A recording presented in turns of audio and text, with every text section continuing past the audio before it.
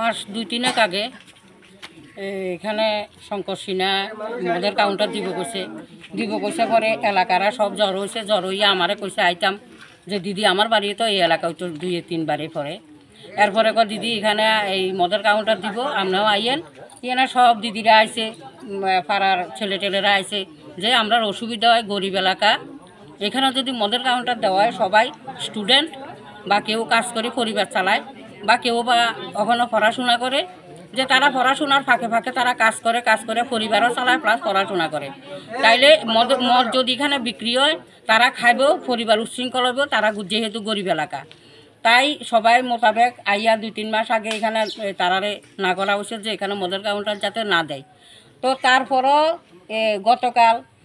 ঝুলিবেড়া দিয়া তারা কাউন্টার এটা তারা ঠিক করতেছে এরপরে 8টা কথা বললো ওই বাড়ির মালিকে তারা বললো 8টা 10-15 তারা বলে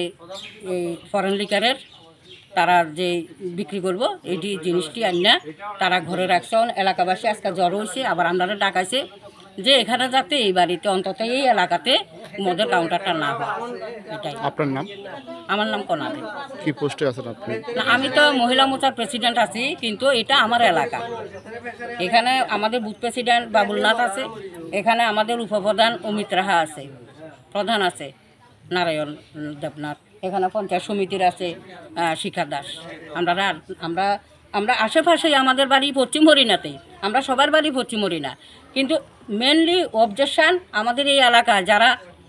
এই চত্বরে বাস করে তারার অবজেকশান এবং আমাদেরও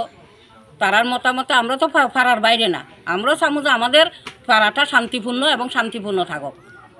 এটা।